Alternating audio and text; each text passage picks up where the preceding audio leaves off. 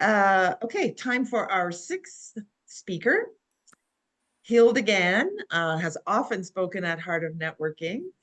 She was our keynote speaker at our 10th anniversary Reignite conference that October. And today she gets a chance to share her story. From a career in nursing, Hilda started her entrepreneurial journey when her husband said, "Honey, I'm thinking of starting a business." That business would grow to 125 people and become recognized as a best workplace in Canada, top 10, twice. Her mission is to help others build their businesses through confidence, communication, and trust. Today, she's on business number 4 and enjoys life as an international best-selling author, motivational speaker, leadership and team trainer, the creating of Rev Up Your Potential, the host of Rev Up Your Business, and I am Remarkable facilitator, and a Fascination certified advisor. Here today to share with us the road from nurse to serial entrepreneur, insights and reflections. Please welcome Hilda Gan. Thank you, Marlene. And thank you for hinting at people tell their stories. I've never really shared my journey in more detail. So today I get to do that instead of just a little snippet here, a little snippet there. So, wow, I want to congratulate all the other 5 on such powerful, honest feedback of their stories. And I want to get into mine so I don't lose time, but I think one of the key things that shaped who I am today is my father passed away when I was 10. So I really relate to I forgot her name now when Elizabeth. she said that, Elizabeth, and he died of a heart attack. So right away I resonated with you. And what that taught me, because I remember my mother saying when she came home from the hospital that she wanted to kill herself. Can you imagine a 10-year-old thinking, wow, I could lose both parents and then I could be in a foster home. So my goal and my brother's goals were to keep her alive, to make sure I still had a parent. And so we went wherever she went. She wanted to go play mahjong with friends. If she wanted to go to a movie, I did that. I went with her. What it taught me was to be flexible, to be organized, because I still had to get my homework done and whatnot, and to connect with people. I'm 10 years old. I show up and there may be 7-year-olds that I'm playing with, or 3-year-olds, or 13-year-olds. I entertain myself. And so I've been practicing networking for gazillions of years, and that's why it looks so natural to me. And so what I want to share with you then are kind of insights and reflections into my journey to help you feel comfortable with your journey.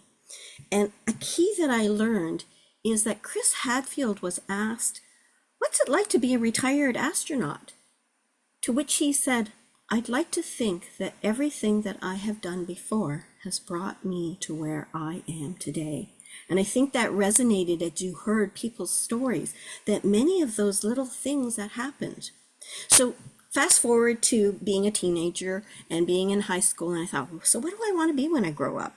And I thought about it. I did not want to sell. I just did not want to be in big business, because the idea of pushing my ideas on somebody was not what I thought. And that's the way selling was in those days. So I was good at math, I was good at science, and I cared about people, and I loved being around people.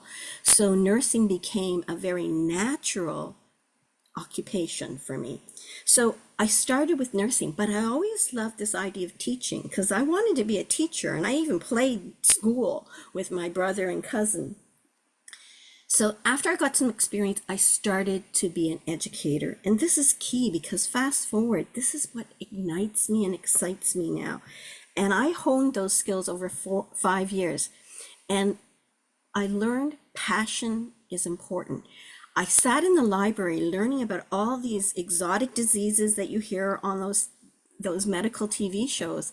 And I got to go to the library, learn about them, and go back up onto the nursing floor and teach the nurses what it was and what we needed to look out for with these patients. So, and I sat in the library thinking, they're paying me to sit here and learn. How cool is that? So I think one of the lessons I learned was love what you do, because when you do, the ups and downs and the highs and the lows really get minimized. I then became a manager because they said those that can't teach. Now I wanted to show them I knew how to manage.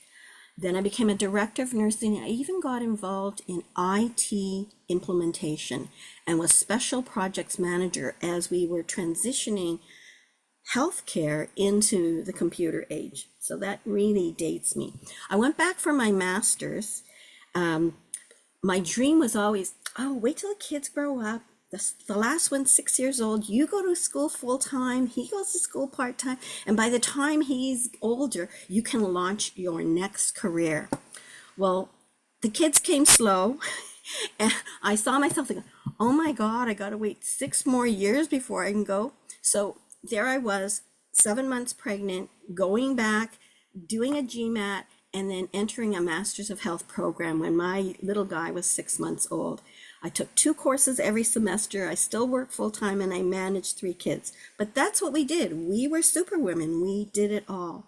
So this first phase was about learning about me, what I love to do, and my gifts. And what I discovered, particularly through the last opportunity, that I had an ability to think strategically. I love to teach people. I was honing my management skills, and I had an opportunity to do IT and be a systems thinker. Then my husband said, I'm thinking of starting a business. So that's what I did. I took those skill sets and helped him build our business. And we built it on the premise of, wouldn't it be nice if you loved what you did and you loved where you worked? And we created a company that cared about people, that learned about people, that looked at their uniqueness. And as a result of that, we became recognized as best workplaces in Canada, top 10 twice. I didn't start full-time with him. I started part-time, but then I got more and more involved and we went full-time to do this. So I was basically operations. The others created the foundations, but I was operations. And what I loved about what I did was the opportunity to really help an organization. I'd spent quite a long time in healthcare, and now I was going into engineering, and I was talking to my colleague and mentor friend, and I said, of all the jobs I loved, it was being the manager in the ICU, CCU at Mount Sinai. And I proceeded to say, because I got to hire my staff, I ensured the quality, I took care of the patients, I created education for them. And I go, wait a minute. I'm going to be doing all that for an engineering company. I am just transferring the skills that I love to do. And then I didn't look backwards. I didn't say, oh, geez, I wanted to be a CEO in a hospital and now I'll never get there. All I did was look positively and think, like Chris Hadfield, all the things that I'd done before brought me to where I was today. And the bonus was my husband and I got to work together for 17 years. For some people, maybe that's not a great idea, but for us, it was great. And it was a lovely journey. So fast forward some more, or maybe I should say, fast forward, I'm going into reiteration phase 3, and that's called living the passion and the work I love to do. I thought about when we sold the company, my husband was the engineer and he continues to work for that company, but I was operations. And now they had directors for this and managers for this and a leasing agent. I didn't need to do all of that. And I missed doing all of that. So I decided to start my own company. Not right away. I kind of did a few things. And I was at a workshop deciding, what do I want to do? I'd been working as a director in an organization doing HR. I thought, oh, this is great. This is what I love to do. But they were not the right fit in the culture. And I always said, love what you do, love where you work, and when you don't, it's time to get out. So I'm up at this workshop and I'm saying, I'm either going to find a new company to work for, or I'm going to start my own company. And that was Friday night. I shared that. Saturday, I said, I'm starting my own company. I had talked to my husband several times before about different companies that I wanted to do. But he always said, where's the return on investment for that? Who's going to buy us? Remember when we were small? We either knew what we were doing and we couldn't afford it. But then suddenly I thought, no, I want to do this. And I never knew that I was the entrepreneur. I always thought my husband was the entrepreneur. But my father opened up a grocery store. So why wasn't I an entrepreneur? I would flow. When I'm with professionals, I loved it. When I'm with entrepreneurs, I loved it. And suddenly I realized, yes, I'm an entrepreneur. So in this phase, I've discovered my passion to help people create that healthier workplace, my passion to teach and help people gain confidence. So whether you're an entrepreneur or you're in a corporation, I want to help that confidence. So it's been 7 years now. I articulate this with the mindset of a person who ran a business that escalated and a person who has had a smaller size business. But what I do is I help scale businesses. Even though I have a business coach mindset, I love the human resources aspect and I love to give confidence to people. So I encourage you to find your passion. I encourage you to connect with me. I'm a giver. I love to give. So I'm going to put my name in the chat. Connect with me, have a conversation, because I love learning about people's journeys and I love helping. Thank you, Marlene, for this opportunity.